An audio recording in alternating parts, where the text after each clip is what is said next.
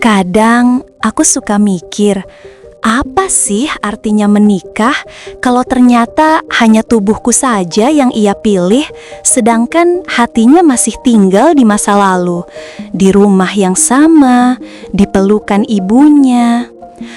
Katanya setelah menikah aku bakal punya rumah baru, keluarga baru. Tapi sampai sekarang rasanya aku hanya orang asing yang sekedar numpang hidup aja. Aku gak tahu sejak kapan rasanya rumah ini berubah jadi tempat yang sesak. Setiap kali aku buka mata di pagi hari, yang pertama aku dengar bukan suara burung atau sapaan hangat dari suami, tapi suara langkah kaki Busri, ibu mertuaku di dapur, yang kadang disertai suara panci dibanting pelan, seolah ngasih kode halus kalau aku bangunnya telat. Padahal baru jam 5:30 pagi. Tapi di rumah ini aku seolah gak bisa seenaknya tidur lebih lama. Seolah menegaskan aku cuma menantu, bukan tuan rumah. Rumah ini milik Busri dan kami tinggal di sini sejak awal menikah. Katanya biar hemat dulu. Tapi entah kenapa makin lama aku tinggal di sini rasanya justru makin kehilangan diriku sendiri. Setiap sudut rumah ini, dari ruang tamu sampai dapur, seolah punya aturan yang gak tertulis. Gelas harus ditaruh di rak sebelah kanan, piring kotor gak boleh numpuk di wastafel, dan kalau masak harus dengan cara Busri, bukan caraku. Kadang kalau aku ubah sedikit aja, dia langsung komentar. Nela, ibu kan udah bilang, tumisan tuh jangan pakai bawang banyak-banyak, nanti rasanya aneh. Dan aku cuma bisa senyum kaku sambil bilang pelan, "Iya bu, maaf." Padahal di dalam hati aku cuma pengen bisa masak dengan caraku sendiri. Tapi ya, aku tahu tempatku di sini. Aku cuma menantu. Dani, suamiku, kerja sebagai sales motor di sebuah perusahaan. Jam kerjanya panjang, sering pulang malam. Kadang bawa wajah lelah, kadang malah bawa kesal karena target penjualan gak tercapai. Jadi aku jarang banget punya waktu ngobrol beneran sama dia. Kalaupun sempat, itu cuma sebentar. Itu pun lebih banyak dia main HP atau langsung ketiduran. Aku pernah coba bilang ke Dani, pelan-pelan aja. "Mas, aku capek, rasanya kayak gak dianggap, bahkan di rumah sendiri pun kayak numpang." Tapi Dani cuma menatapku sebentar, terus bilang, "Sabar Nel, namanya juga tinggal sama orang tua. Ibu udah tua, jadi jangan dilawan. Kita di sini kan numpang, masa iya mau bikin suasana gak enak?" Kata-kata itu yang paling sering dia ulang. Kita di sini numpang, dan tiap kali dia ngomong begitu, rasanya hatiku kayak diremuk pelan-pelan. Aku gak pernah minta tinggal di rumah mertuaku, tapi waktu itu Dani bilang, "Biar gampang Nel, ibu sendirian, kasihan kalau tinggal sendiri. Nanti kalau kita udah punya cukup uang, kita pindah." Itu janji yang udah hampir 5 tahun berlalu, tapi sampai hari ini kami masih di sini. Dan setiap hari aku makin kehilangan ruang buat jadi diriku sendiri. Kadang aku merasa hidupku cuma berputar di dapur, ruang cuci, dan kamar. Bangun pagi, masak sarapan, nyapu halaman, nyuci baju, masak lagi buat makan siang, terus malamnya beberes dapur. Busri kadang ikut bantu, tapi bantuannya lebih kayak mengawasi. Semuanya harus sesuai caranya. Sampai-sampai aku hafal setiap gerakannya, cara dia meletakkan sendok, cara dia nyimpen bumbu dapur, bahkan nada suaranya kalau lagi gak suka sama sesuatu. Ada hari-hari di mana aku cuma bisa menahan air mata di dapur sambil aduk sayur, karena komentar kecilnya bisa bikin perasaanku hancur seharian. "Nela, ibu heran deh, dulu waktu Dani belum nikah bajunya selalu rapi, sekarang kok sering kusut ya?" Kalimat itu kedengarannya sepele, tapi buatku itu seperti tamparan. Aku pengen bilang kalau aku udah berusaha sekuat tenaga, tapi suaraku kayak gak punya tempat di rumah ini. Jadi aku diam, selalu diam. Karena setiap kali aku mencoba membela diri, selalu ada kalimat pamungkas dari Dani. Udahlah Nel, jangan besar-besarin, ibu cuma ngomong gitu doang. Tapi bagi seorang istri, gitu doang itu bisa jadi luka yang dalam. Aku sering iri. Iya, iri. Bukan iri karena materi, tapi iri karena perhatian. Aku lihat teman-temanku di media sosial, mereka sering diposting suaminya, walau cuma caption sederhana kayak "Terima kasih udah nemenin suka duka." Dan itu aja udah cukup bikin aku nangis pelan di pojokan kamar. Aku gak butuh pujian, gak butuh foto bareng di Instagram. Aku cuma pengen ngerasa dianggap, dihargai. Tapi Dani gak kayak itu. Dia bukan tipe suami yang romantis. Bahkan kadang lupa bilang makasih setelah aku capek ngurus semua. HP-ku jadi satu-satunya teman yang bisa dengerin. Kadang aku buka grup teman SMA, lihat kehidupan mereka yang seolah sempurna. Ada yang liburan bareng suaminya, ada yang buka usaha bareng, ada yang baru pindah rumah. Dan aku cuma bisa scroll sambil senyum pahit. Kadang dalam hati aku bisik sendiri, kapan ya aku bisa ngerasain hidup kayak gitu? Tapi tiap kali aku mulai terlalu lama merenung, aku langsung ingat, aku gak boleh ngeluh. Karena kalau Dani tahu, dia pasti bilang aku kurang bersyukur. Yang paling berat bukan cuma perlakuan Bu Sri, tapi rasa sepi yang datang diam-diam setiap malam. Kadang Dani pulang jam 9 malam, langsung makan, terus tidur. Aku duduk di tepi tempat tidur, ngerasa kayak orang asing di rumah sendiri. Sampai suatu malam, aku nanya pelan, "Mas, kamu bahagia nggak sama aku?" Dia diam sebentar, lalu jawab singkat, "Bahagialah, kenapa sih kamu nanya aneh-aneh?" Aku pengen ngomong banyak hal, tapi tenggorokanku rasanya nyangkut. Karena aku tahu, percuma. Dani gak bakal ngerti perasaan yang tiap hari harus aku tahan. Kadang aku mikir, apa mungkin pernikahan ini memang begini bentuknya? Diam, sabar, ngalah, nahan semua luka sambil senyum supaya gak ada yang tahu. Atau mungkin aku yang terlalu berharap kebahagiaan sederhana itu nyata. Rumah ini besar, tapi buatku sempit. Setiap langkahku seperti diawasi. Aku bahkan gak bisa duduk santai di ruang tamu tanpa rasa sungkan karena Bu Sri kadang nyeletuk. "Ibu dulu waktu muda gak bisa santai, kerja terus. Kalau perempuan cuma duduk-duduk, siapa yang mau hormat?" Aku cuma nyengir, pura-pura gak sakit hati.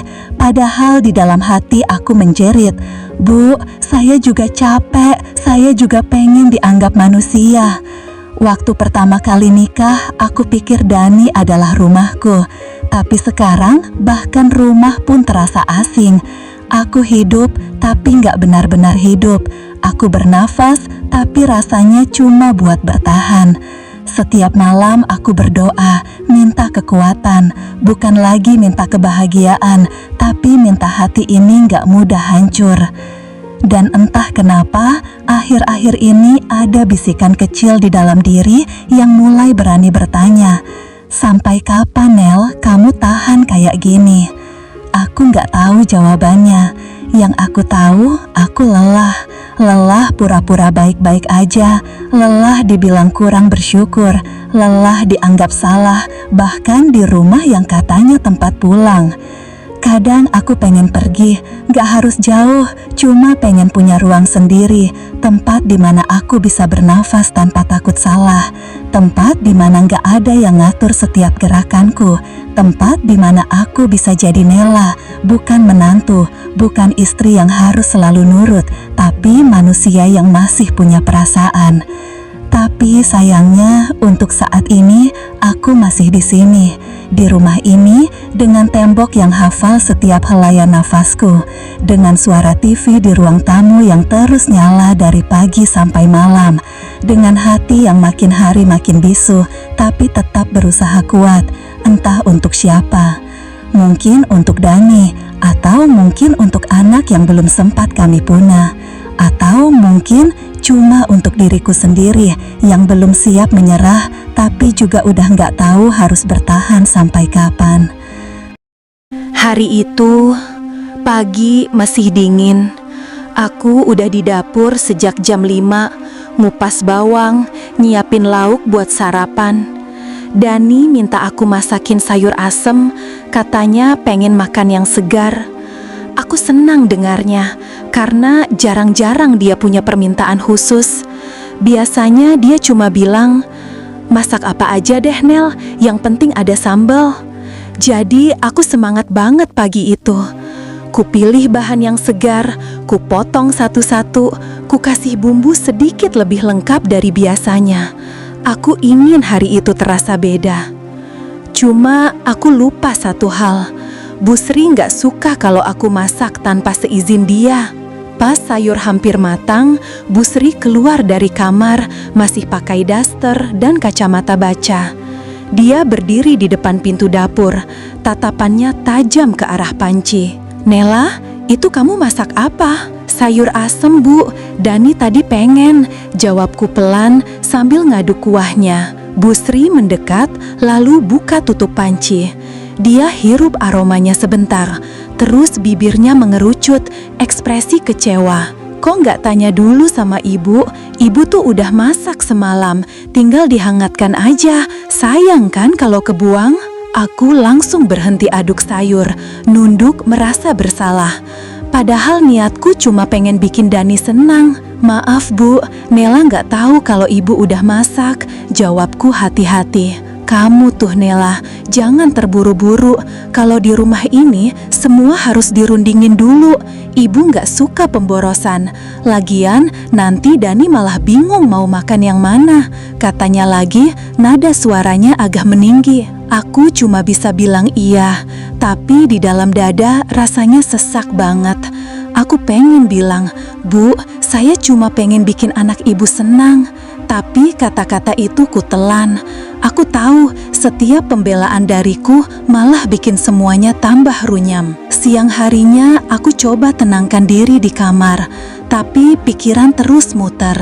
Aku buka HP, scroll medsos, lihat postingan teman lama, Dita, lagi makan bareng suaminya di kafe. Captionnya manis. Setelah seminggu sibuk kerja, akhirnya bisa quality time bareng suami. Aku senyum pahit. Quality time? Aku bahkan gak inget kapan terakhir kali Dani makan bareng aku di luar rumah.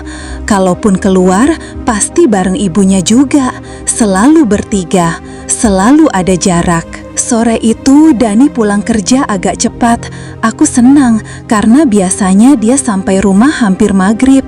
Aku langsung sambut dengan segelas teh hangat. Tapi belum sempat aku ngomong banyak, Bu Sri udah duluan keluar dari ruang tengah. Dan tadi ibu udah masakin sayur asem, tapi Nela juga masak sayur asem sendiri. "Kamu mau makan yang mana, Nak?" Nada suaranya tenang tapi tajam. Ada sesuatu di balik kalimat itu, seperti sedang menguji siapa yang akan Dani pilih. Aku langsung merasa jantungku berhenti sepersekian detik. Dani diam sebentar, lalu jawab, "Yang ibu masak aja, Bu. Sayang kalau nggak dimakan." Bu Sri tersenyum puas.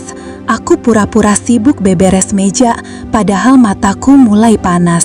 Seketika semangatku pagi tadi lenyat, berganti dengan perasaan kosong, dan entah kenapa dari situ semuanya mulai berubah.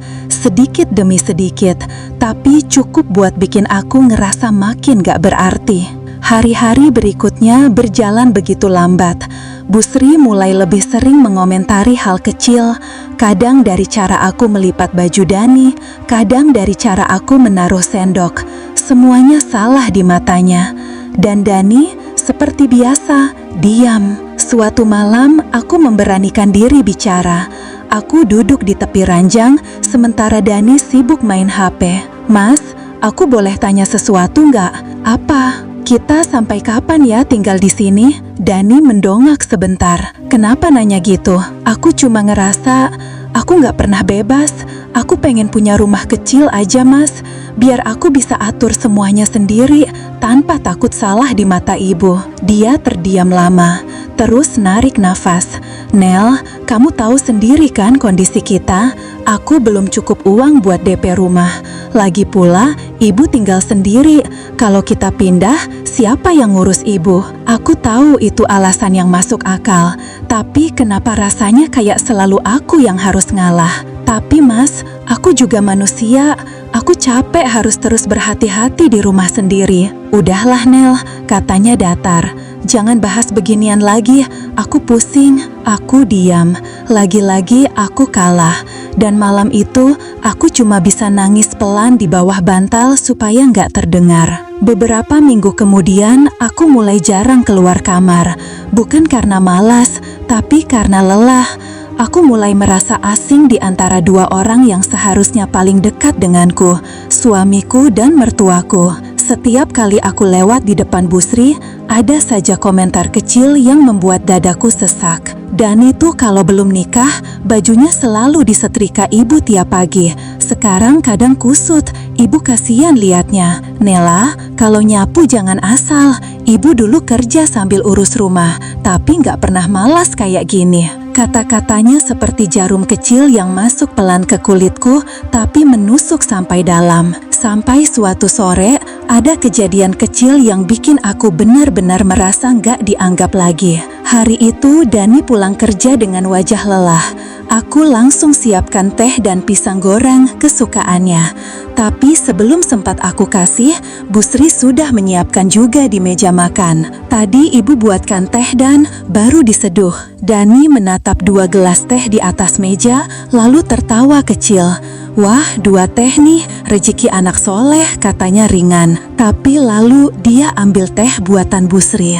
Tanpa sadar, senyumku hilang seketika. Aku tahu itu cuma teh, tapi rasanya seperti kehilangan sesuatu yang lebih besar, peranku sebagai istri. Malamnya aku ke dapur sendirian, cuci piring sambil nahan air mata. Aku sadar, pelan-pelan aku mulai gak punya tempat lagi di hati Dani. Atau mungkin dia memang gak pernah benar-benar memberiku tempat sejak awal. Aku mulai berpikir, kenapa Dani begitu takut membuat ibunya kecewa, tapi begitu mudah membuat aku sedih. Apa aku cuma tamu di kehidupannya? Beberapa hari kemudian, ada acara keluarga di rumah. Saudara-saudara Dani datang, aku ikut bantu masak dan menyiapkan meja. Tapi sepanjang acara, Bu Sri selalu bilang, ibu yang masak semua ini, padahal separuhnya aku yang kerjakan. Dan ketika salah satu tante Dani memuji, wah enak banget masakannya Bu Sri. Bu Sri cuma senyum dan jawab, iya, ibu kan udah biasa masak, Nela masih belajar. Semua orang tertawa kecil, aku ikut tertawa, pura-pura. Tapi di dalam dada ada perasaan hampa yang gak bisa dijelaskan. Aku merasa seperti bayangan di tengah keramaian. Ada, tapi tak terlihat. Malam setelah tamu pulang, aku duduk di teras sendirian. Angin malam masuk pelan dan aku menatap langit. Aku ingat dulu, sebelum menikah, aku punya banyak rencana. Aku pengen kerja, pengen bantu suami, pengen punya rumah kecil yang hangat. Tapi semua rencana itu sirna waktu Dani bilang, kamu gak usah kerja Nel, nanti aja kalau aku udah stabil, tugas kamu di rumah aja. Dulu aku nurut karena aku pikir itu tanda cinta, tapi sekarang aku sadar kadang cinta yang membatasi bisa lebih menyakitkan daripada benci. Waktu itu aku buka HP, lihat lagi story teman-temanku. Ada yang posting foto suaminya mijitin kaki istrinya sambil nulis caption, dia udah capek seharian, gantian aku yang manjain. Aku langsung matikan layar, air mataku tumpah. Aku gak iri karena manja, tapi karena aku kangen ngerasa dicintai tanpa syarat. Aku kangen perhatian sederhana, kangen didengar, kangen dianggap penting. Tapi di rumah ini semuanya terasa satu arah. Aku memberi, tapi gak pernah benar-benar menerima. Keesokan paginya aku bangun agak telat, mungkin karena semalam nangis terlalu lama. Pas aku keluar kamar, Bu Sri udah duduk di ruang makan, wajahnya kaku. "Nela, kamu gak masak pagi ini?" "Maaf Bu, saya bangun agak telat. Kalau kamu terus begini, gimana Dani mau betah? Laki-laki itu senang sama perempuan rajin, bukan yang suka molor." Aku pengen bilang, aku cuma manusia, bukan mesin, tapi lagi-lagi aku diam. Sampai akhirnya Dani keluar kamar, masih pakai kemeja setengah dikancing. "Mas, sarapan udah siap?" tanya Bu Sri cepat. "Belum Bu," jawab Dani. "Tuh Nel, lihat sendiri, anak ibu mau berangkat kerja belum sarapan." Dani menatapku sebentar, aku menunduk menahan air mata. "Ya udah Bu, nanti saya beli di jalan aja," katanya sambil tersenyum ke ibunya, lalu pamit keluar. Dan ketika pintu rumah tertutup, aku akhirnya benar-benar menangis di dapur. Tangisku pecah tanpa suara. Bukan karena ditegur, tapi karena aku sadar di rumah ini aku selalu salah, meski aku sudah berusaha sebaik mungkin. Sejak hari itu, aku mulai kehilangan semangat. Aku gak lagi antusias masak, gak lagi rajin bersih-bersih. Bukan karena malas, tapi karena semuanya terasa sia-sia. Apapun yang kulakukan selalu salah di mata Bu Sri. Dan Dani seperti biasa memilih diam. Tapi di balik semua itu, ada satu hal yang pelan-pelan tumbuh di dalam diriku. Rasa kecewa yang berubah jadi dingin. Bukan marah, tapi kehilangan rasa. Aku mulai takut kalau suatu hari nanti hatiku benar-benar berhenti mencintai Dani. Malam itu, sebelum tidur, aku menatap wajah Dani yang terlelap. Aku pengen bilang banyak hal, pengen cerita semuanya. Tapi suaraku udah gak keluar lagi. Yang ada cuma bisikan pelan di dalam hati. "Mas, kenapa sih kamu gak pernah ngebelain aku walau cuma sekali aja?" Dan tanpa sadar air mataku jatuh lagi. Pelan, diam-diam. Tapi tiap tetesnya membawa satu hal, rasa cinta yang mulai terkikis oleh kenyataan. Beberapa hari berlalu, tapi suasana di rumah tetap dingin. Dani makin sibuk, pulang makin malam. Kalau dulu dia masih sempat tanya, "Udah makan, Nel?" Sekarang bahkan itu pun jarang. Sampai suatu sore, aku lihat dia pulang sambil ketawa di depan rumah, lagi ngobrol sama rekan kerjanya. Aku lihat dari balik jendela, dan entah kenapa ada rasa asing di dadaku. Bukan karena cemburu, tapi karena aku sadar. Aku bahkan gak ingat kapan terakhir kali melihat Dani tertawa selepas itu bersamaku. Begitu masuk rumah, dia cuma bilang, "Capek banget Nel, tolong siapin makan ya." Aku mengangguk tanpa kata.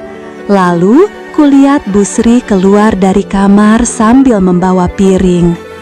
"Ibu udah siapkan lauk dan ibu tahu kamu pasti capek." Dani langsung tersenyum hangat ke ibunya.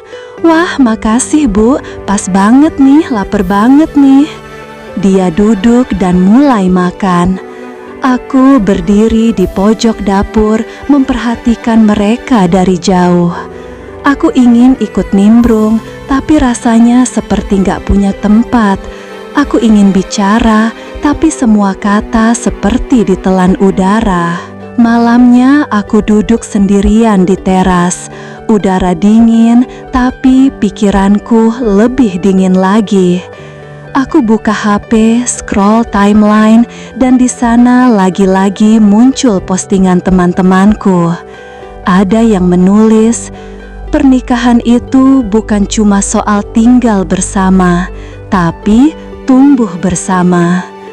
Aku baca kalimat itu lama banget, tumbuh bersama.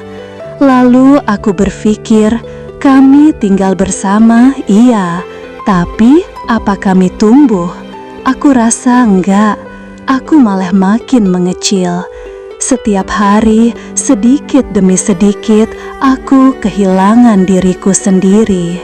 Aku ingin bicara dengan Dani, tapi kapanpun aku coba, dia selalu menghindar.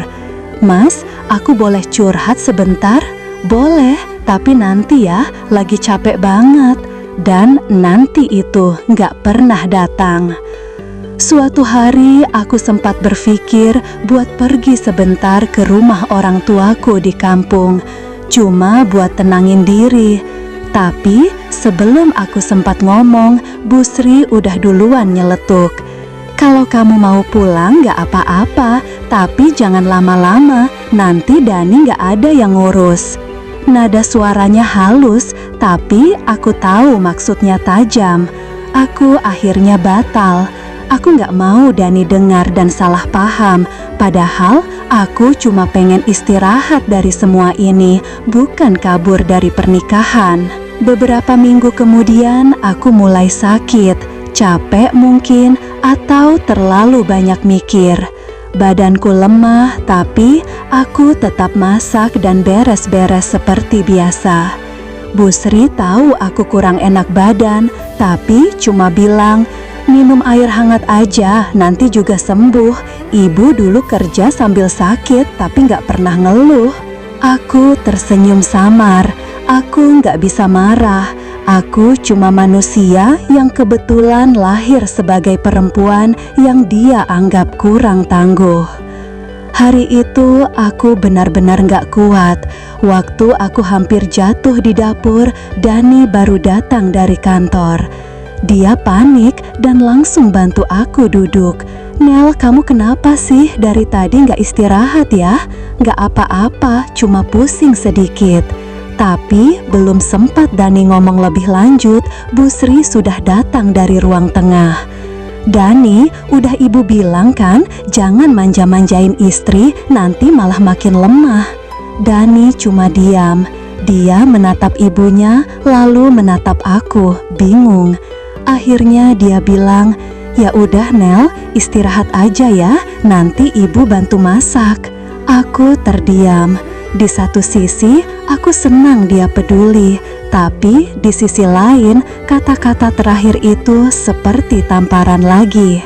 Ibu bantu masak, bukan aku bantu masak. Hari-hari berikutnya, aku mulai jarang bicara. Bahkan senyumku pun terasa asing buat wajahku sendiri. Aku masih menjalani semua rutinitas, tapi tanpa semangat. Aku cuma hidup karena harus, bukan karena mau. Sampai suatu malam, aku benar-benar gak tahan.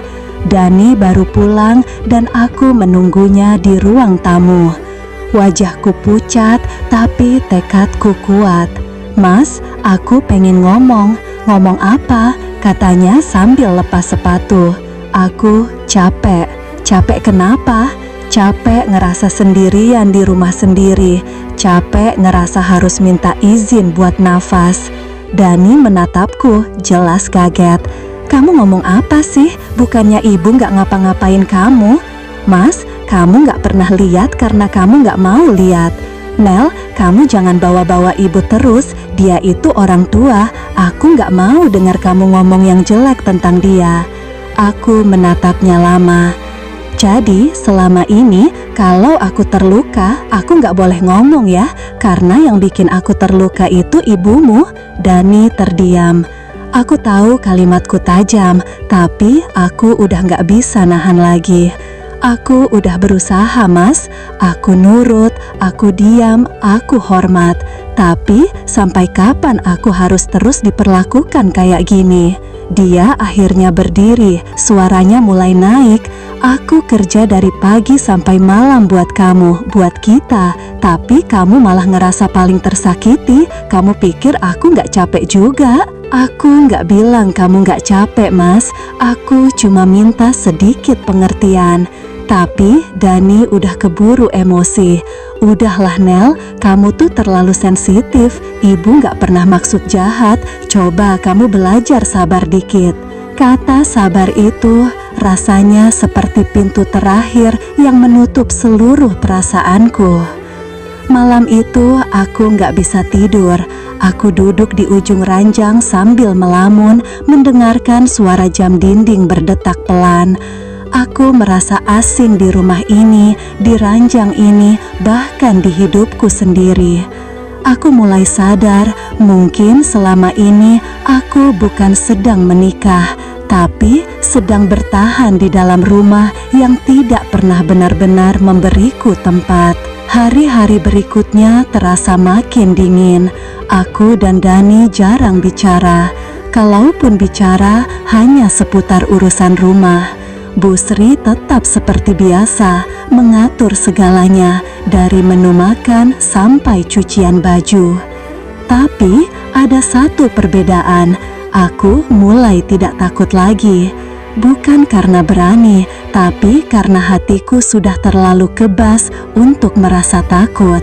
Aku mulai diam-diam menulis di buku kecil, semacam catatan harian. Aku tulis semua yang gak bisa aku ucapkan. Kadang cuma kalimat pendek kayak, hari ini aku merasa gak dilihat siapa-siapa. Atau, aku pengen pergi tapi gak tahu kemana. Buku itu jadi satu-satunya tempat aku jujur sama diriku sendiri. Sampai suatu pagi, Bu Sri menemukan buku itu di dapur. Aku lupa naruhnya semalam. Dia buka tanpa izin. Dan begitu aku keluar dari kamar, aku lihat dia duduk di meja makan. Wajahnya merah, buku itu di tangannya. Ini apa, Nela? Suaranya keras. Aku kaget, langsung menghampiri. Bu, itu cuma catatan. Catatan? Kamu nulis tentang ibu di sini? Tentang Dani juga? Tanganku gemetar. Aku gak bermaksud jahat. Itu cuma tempatku meluapkan perasaan yang gak bisa aku ungkapkan. Bu, maaf, Nela gak maksud. Kamu tega banget ya. Udah dikasih tempat tinggal, makan, malah ngomongin keluarga sendiri di belakang. Aku menunduk. Air mataku udah gak bisa aku tahan. Bu, saya cuma gak punya tempat buat cerita. Ibu bukan tempat cerita kamu, Nela, katanya makin tinggi nadanya. Kalau kamu gak betah, kamu pergi aja.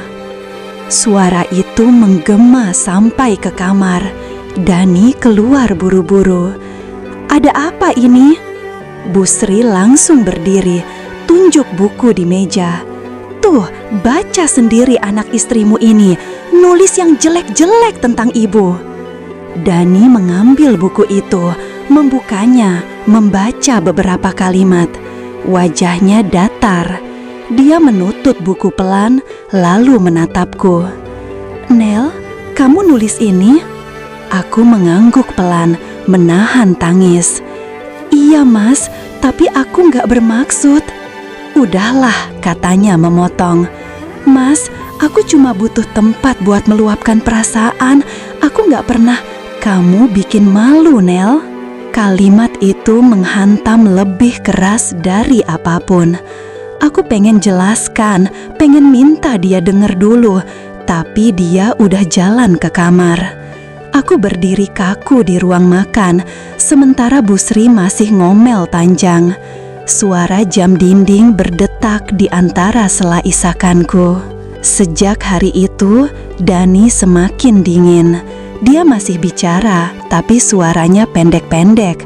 Aku tahu dia kecewa, tapi aku juga tahu dia gak pernah benar-benar mau paham. Malam-malamku jadi lebih sunyi dari sebelumnya. Kadang aku duduk di depan cermin, nanya ke diri sendiri, apa aku terlalu lemah atau memang cinta ini yang salah? Aku mulai berpikir, Mungkin benar kata orang, kadang kita bisa kehilangan diri kita bukan karena pergi, tapi karena terlalu lama bertahan di tempat yang salah. Suatu malam, waktu Dani tidur, aku duduk di tepi tempat tidur sambil memegang buku kecil yang sekarang kosong. Halaman-halaman lamanya sudah kubakar sore tadi, karena aku takut Bu Sri menemukannya lagi. Aku menulis satu kalimat di halaman baru. Mungkin suatu hari aku akan pergi, bukan karena aku nggak cinta, tapi karena aku juga butuh dicintai. Aku tutup buku itu pelan, dan untuk pertama kalinya aku nggak menangis. Entah karena hatiku sudah terlalu lelah untuk menangis, atau karena aku mulai menerima kenyataan bahwa mungkin cinta yang tidak berpihak tak selalu harus diperjuangkan. Pagi datang tanpa salam. Aku bangun menatap langit dari jendela kamar yang setengah terbuka. Udara dingin masuk perlahan, tapi hatiku tetap panas, terbakar oleh semua yang belum terselesaikan. Dani masih tidur, wajahnya tenang seolah dunia ini baik-baik saja. Aku menatapnya lama. Lucu ya, pikirku dalam hati. Dulu wajah itu adalah rumah paling nyaman. Sekarang rasanya seperti dinding asing yang tak bisa kugapai lagi. Aku turun ke dapur. Bu Sri sudah ada di sana, duduk sambil menyeruput teh. Matanya sempat melirikku sekilas, lalu kembali ke koran di tangannya. Aku menyalakan kompor, tapi suasana pagi itu benar-benar beku. Nggak ada sapaan, nggak ada senyum. Cuma dua perempuan yang saling diam, tapi sama-sama menyimpan banyak kata di dada. Sampai akhirnya Bu Sri bicara tanpa menatapku. Kalau kamu mau kerjaan rumah dibantu orang, bilang aja. Jangan diem-diem ngeluh di tulisan kayak kemarin. Aku berhenti mengaduk teh. Suara itu datang tiba-tiba, tapi nadanya pelan. Justru karena pelan, rasanya lebih menampar. Saya nggak meluh, Bu, jawabku pelan. Terus apa namanya? Nulis kalau kamu merasa dikekang, kalau kamu nggak bahagia di rumah ini. Itu bukan ngeluh. Aku menunduk. Tanganku gemetar memegang sendok. Saya cuma pengen jujur sama diri saya sendiri. Kalau kamu mau jujur, ngomong, bukan nulis di belakang. Kamu tuh istri Dani, bukan anak kecil yang ngambek. Suara Bu Sri mulai meninggi. Aku masih menunduk. Aku tahu Dani belum bangun, tapi entah kenapa aku berharap dia dengar. Biar dia tahu, inilah yang aku hadapi setiap hari. Saya nggak pernah maksud nyakitin ibu, kataku pelan. Tapi kamu nyakitin ibu. Saya cuma capek, Bu. Semua orang capek, Nela. Ibu dulu kerja dari pagi sampai malam, tapi nggak pernah nyalahin siapa-siapa. Aku diam. Suara itu seperti cambuk. Tapi yang paling sakit bukan karena kerasnya nada, melainkan karena aku tahu Bu Sri nggak mau dengar, cuma mau menang sendiri. Tiba-tiba Dani keluar dari kamar, masih pakai baju tidur, rambutnya acak-acakan. Ada apa, Bu? Bu Sri langsung menoleh. Tuh, istrimu ini Dan masih aja ngerasa nggak bahagia di rumah ini. Dani menatapku, wajahnya kosong, tapi dari matanya aku tahu dia capek. Capek dengar keluhan, capek di antara dua pihak yang nggak pernah bentrok. Nel, kamu ngomong apa lagi sih ke ibu? Aku cuma jawab pertanyaan ibu, Mas. Kamu tuh kenapa sih, Nel? Mas, aku nggak nyari ribut, tapi kamu selalu bikin suasana nggak enak. Aku menarik nafas panjang. Tanganku dingin. Air mataku mulai naik, tapi aku tahan mati-matian. Mas, aku udah lama nggak bahagia. Jangan ngomong begitu di depan ibu. Kenapa nggak? Emang itu salah? Nel, Dani menatapku tajam. Tolong jaga mulutmu. Bu Sri berdiri, nada suaranya makin tinggi. Ibu nggak pernah maksud jahat, Nela. Tapi kalau kamu nggak bisa hormat, ibu nggak tahu lagi harus gimana. Aku nggak tahan lagi. Semua rasa sesak yang aku simpan selama ini keluar begitu saja. Bu Sri menunduk lama. Aku terlalu capek. Sampai akhirnya Dani mengumpulkan keberanian. Bu, saya hormat sama ibu. Tapi saya juga manusia. Saya punya perasaan. Kalau kamu punya perasaan, kamu harusnya tahu diri.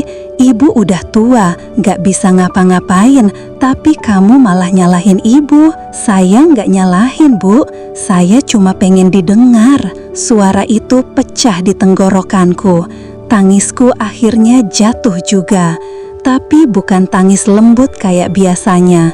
Kali ini penuh amarah dan luka yang gak bisa kutahan. Dani memejamkan mata, memijat pelipisnya. Udahlah Bu, Nel kamu juga udah. Aku capek banget dengar kalian terus begini. Mas, kamu pikir aku gak capek? Kataku lirih. Aku kerja dari pagi sampai malam buat kita semua. Aku gak sempat mikirin hal-hal kecil begini. Buat kamu kecil, tapi buat aku ini seluruh hidupku, Mas. Suasana jadi hening. Bu Sri diam. Dani menatapku lama. Lalu dia berdiri pelan. Suaranya berubah lebih dingin. Kalau kamu ngerasa tersiksa tinggal di sini, kamu bisa tinggal di rumah orang tuamu dulu. Kata-kata itu menusuk. Aku gak tahu harus tertawa atau menangis. Jadi itu solusinya, Mas. Aku cuma bilang biar kamu tenang. Atau biar kamu tenang, Mas. Dani gak jawab. Dia cuma jalan ke kamar, nutup pintu pelan. Aku berdiri di dapur dengan tangan yang gemetar. Bu Sri menatapku dengan tatapan tajam yang gak perlu kata lagi. Aku tahu artinya. Lihat kan, anakmu akhirnya muak juga sama kamu. Hari-hari setelah itu jadi aneh. Aku tetap tinggal di rumah itu, tapi seolah udah gak ada suara. Dani ngomong seperlunya aja. Bu Sri juga mendadak diam, tapi dinginnya justru lebih menyakitkan dari ribut. Kadang aku jalan ke dapur, dia pura-pura gak lihat. Atau sengaja ngomong keras-keras, tapi seolah bukan buatku. Dulu ibu pikir punya menantu itu bikin rumah ramai. Ternyata malah kayak hidup sama bayangan. Aku dengar semuanya, tapi aku gak jawab. Aku udah terlalu lelah buat membela diri. Suatu sore, Dani pulang lebih cepat. Aku kaget karena biasanya dia baru datang jam 8 malam. Dia langsung ke kamar, buka tas, terus duduk di ranjang. Wajahnya datar. Mas pulang cepat? Iya, capek kerja, capek di rumah. Aku diam. Dia buka HP-nya, scroll-scroll sebentar. Nel, aku pengen tanya sesuatu. Apa, Mas? Kamu masih mau lanjut semua ini? Pertanyaannya sederhana, tapi efeknya kayak petir. Aku bahkan gak bisa langsung jawab. Mas, maksudnya pernikahan ini, kamu masih mau jalanin? Aku menatapnya. Dia gak marah, tapi nadanya datar banget. Kayak orang yang udah gak punya tenaga buat peduli. Aku akhirnya berkata pelan, aku masih cinta, Mas. Tapi aku udah gak tahu cinta ini buat siapa. Dani menatapku. Kamu selalu ngerasa jadi korban, Nel. Bukan, Mas. Aku cuma ngerasa gak pernah dianggap. Kalau kamu pengen bahagia, cari aja jalanmu sendiri. Kata itu yang bikin nafasku berhenti sesaat. Cari jalanku sendiri. Mas, jadi kamu mau aku pergi? Aku gak nyuruh. Tapi kalau itu yang bikin kamu tenang, atau biar kamu tenang, Mas. Dani gak jawab. Dia cuma jalan ke kamar, nutup pintu pelan. Aku berdiri di dapur dengan tangan yang gemetar. Bu Sri menatapku dengan tatapan tajam yang gak perlu kata lagi. Aku tahu artinya. Lihat kan, anakmu akhirnya muak juga sama kamu. Hari-hari setelah itu jadi aneh. Aku tetap tinggal di rumah itu, tapi seolah udah gak ada suara. Dani ngomong seperlunya aja. Bu Sri juga mendadak diam, tapi dinginnya justru lebih menyakitkan dari ribut. Kadang aku jalan ke dapur, dia pura-pura gak lihat. Atau sengaja ngomong keras-keras, tapi seolah bukan buatku. Dulu ibu pikir punya menantu itu bikin rumah ramai. Ternyata malah kayak hidup sama bayangan. Aku dengar semuanya, tapi aku gak jawab. Aku udah terlalu lelah buat membela diri. Suatu sore, Dani pulang lebih cepat. Aku kaget karena biasanya dia baru datang jam 8 malam. Dia langsung ke kamar, buka tas, terus duduk di ranjang. Wajahnya datar. "Mas pulang cepat?" "Iya, capek kerja, capek di rumah." Aku diam. Dia buka HP-nya, scroll-scroll sebentar. "Nel, aku pengen tanya sesuatu." "Apa mas? Kamu masih mau lanjut semua ini?" Pertanyaannya sederhana, tapi efeknya kayak petir. Aku bahkan gak bisa langsung jawab. "Mas, maksudnya pernikahan ini kamu masih mau jalanin?" Aku menatapnya. Dia gak marah, tapi nadanya datar banget. Kayak orang yang udah gak punya tenaga buat peduli. Aku akhirnya berkata pelan, "Aku masih cinta mas, tapi aku udah gak tahu cinta ini buat siapa." Dani menatapku. "Kamu selalu ngerasa jadi korban, Nel." "Bukan mas, aku cuma ngerasa gak pernah dianggap." "Kalau kamu pengen bahagia, cari aja jalanmu sendiri." Kata itu yang bikin napasku berhenti sesaat.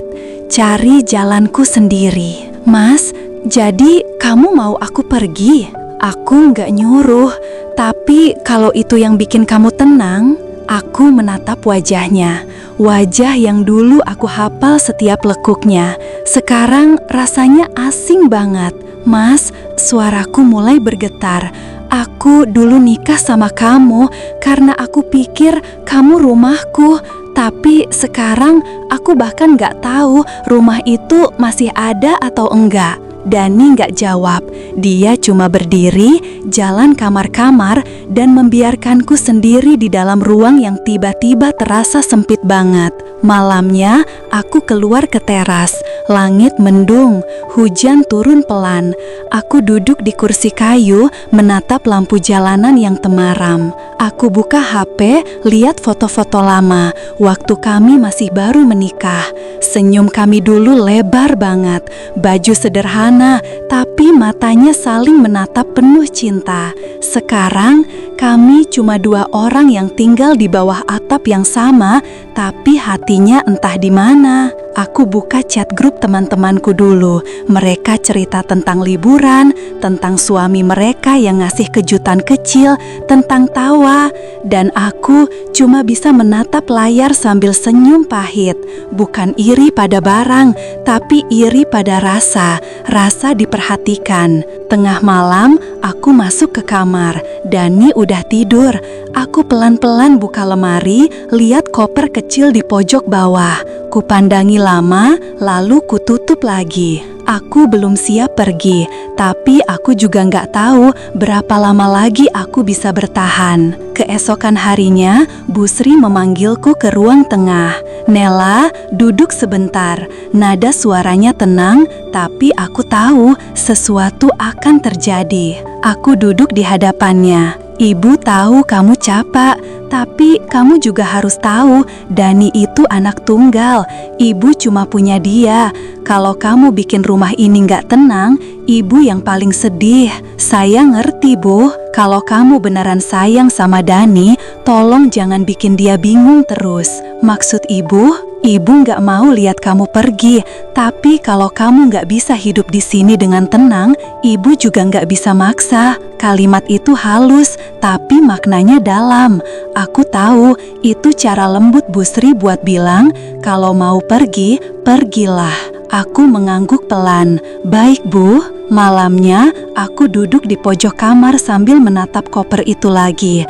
Kupeluk buku catatanku, kutulis satu kalimat terakhir di sana. Mungkin ini bukan akhir yang kupilih, tapi mungkin ini awal dari keberanian yang akhirnya kumiliki. Aku menatap Dani yang tidur membelakangi. Untuk pertama kalinya, aku berdoa bukan untuk mempertahankan, tapi untuk diberi kekuatan melepaskan. Pagi itu, aku bangun lebih awal, kemas beberapa baju. Gak banyak, cuma yang perlu. Kupeluk lemari, dapur, ruang tamu, semua tempat yang pernah jadi saksi air mataku. Bu Sri keluar dari kamar, menatapku tanpa kata. Dani masih tidur. Aku cuma berkata pelan, "Bu, terima kasih untuk segalanya." Bu Sri diam lama, lalu berbisik, "Kamu mau kemana, Nela?" "Saya cuma butuh waktu, Bu." Aku tersenyum, tapi senyumku kali ini bukan dari bibir, dari hati yang akhirnya berani. Aku keluar rumah pelan-pelan, udara pagi menusuk lembut, langit cerah, tapi mataku berkaca. Langkahku berat, tapi entah kenapa terasa lebih ringan dari sebelumnya. Dan di ujung jalan itu, aku berhenti sejenak, menatap rumah yang dulu kuanggap segalanya. Dalam hati aku berbisik, kalau suatu hari aku nggak balik, semoga kalian sadar, aku nggak pergi karena benci. Aku pergi karena ingin hidup. Aku berjalan tanpa menoleh lagi. Mungkin nanti akan menyesal, mungkin juga tidak. Tapi untuk pertama kalinya setelah sekian lama, aku merasa ini adalah keputusan yang aku buat untuk diriku sendiri. Sejak pertengkaran terakhir itu, aku jadi lebih banyak diam. Nggak karena udah nggak marah, tapi karena capek. Capek ngulang hal yang sama. Capek merasa disalahpahami dan capek berusaha terlihat baik-baik aja. Kadang aku mikir, mungkin diam memang satu-satunya cara biar nggak makin luka. Setiap pagi, aku bangun paling dulu, nyapu, nyiapin sarapan, ngelap meja makan, semua aku lakuin kayak mesin. Bu Sri biasanya baru keluar kamar sekitar jam 7 dan tanpa perlu ngomong pun aku tahu dia bakal mulai menilai apa yang aku kerjain hari itu. Kadang dari tatapannya aja aku udah tahu kalau ada yang salah. Terlalu asin, terlalu gosong, terlalu banyak minyak, selalu ada aja yang kurang. Sore tadi, sebelum dia berangkat kerja, aku sempat lihat tatapan Bu Sri waktu aku salah naruh piring. Tatapan itu dingin banget, kayak bilang, "Kamu tuh gak becus jadi istri anakku." Padahal aku udah ngelakuin semuanya, semua, tapi tetap aja kayak gak pernah cukup. Aku masuk kamar, nyender di pintu dan nangis pelan. Air mataku jatuh satu-satu, tapi nggak aku seka, karena rasanya percuma juga. Nangis atau enggak, tetap aja aku sendirian. Aku mulai mikir, apa hidupku bakal terus kayak gini? Apa aku harus terus pura-pura kuat padahal aku udah nggak punya tenaga buat pura-pura? Hari berganti, tapi rasa di dadaku tetap sama. Pagi-pagi aku masih nyiapin sarapan, masih nyapu, masih nyuci baju. Tapi kali ini semua kulakuin dengan pikiran kosong. Gak ada semangat, gak ada harapan. Bu Sri tetap dengan nada datarnya, Dani tetap dengan diamnya, dan aku dengan segenap hati yang pelan-pelan kehilangan warnanya. Kadang aku masih kepikiran buat pulang ke rumah ibu. Bahkan beberapa kali aku nyimpen baju di koper kecil yang ada di bawah lemari.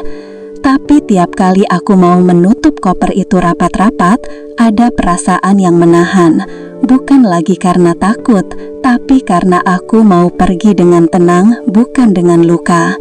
Aku nggak mau ninggalin rumah ini dalam keadaan hatiku masih berantakan. Aku mau, kalaupun aku pergi, aku bisa melangkah dengan damai. Aku belum tahu apakah besok aku bakal berani benar-benar pergi. Mungkin iya, mungkin juga enggak. Tapi malam ini aku tahu satu hal. Aku gak lagi takut kehilangan sesuatu yang gak pernah benar-benar jadi milikku. Aku menutup mata dan sebelum benar-benar tertidur, aku berbisik dalam hati. Kalau suatu hari nanti aku pergi, semoga aku gak bawa dendam. Aku cuma pengen pergi dengan tenang karena akhirnya aku tahu aku pantas bahagia juga. Dan suatu pagi, saat menyapu halaman, Nela mendadak berhenti. Ia menatap ke arah jalan keluar pagar rumah itu. Untuk pertama kalinya ia berpikir, kalau aku melangkah keluar hari ini, apa yang akan terjadi? Dan begitulah, cerita Nela belum berakhir. Rumah itu masih sama, orang-orang di dalamnya pun masih sama. Tapi di dalam hati Nela sesuatu telah berubah. Ada bagian kecil yang dulu mati, kini mulai hidup lagi. Mungkin suatu hari nanti, koper di bawah lemari itu akan benar-benar terbuka atau tidak. Tapi apapun pilihannya, Nela tahu satu hal, ia nggak akan lagi kehilangan dirinya sendiri. Pesan moral, kadang cinta nggak cukup kalau cuma satu orang yang memperjuangkan. Kadang bertahan bukan tanda kekuatan, tapi ketakutan. Dan pergi bukan berarti menyerah, tapi memilih untuk menemukan diri sendiri yang hilang di tengah semua keramaian yang sepi. Untuk siapapun yang sedang merasa seperti Nela, yang hidup di rumah penuh aturan tapi kosong kasih sayang, ingatlah, kamu berhak bahagia, kamu berhak didengar, kamu berhak dicintai tanpa harus menghilangkan dirimu sendiri. Karena pada akhirnya rumah bukan sekadar tempat tinggal, tapi tempat di mana hatimu bisa beristirahat tanpa takut disalahkan. Dan kalau rumah itu tak lagi terasa seperti rumah, mungkin saatnya bukan untuk pergi, tapi untuk berani mulai bertanya, masih pantaskah aku bertahan?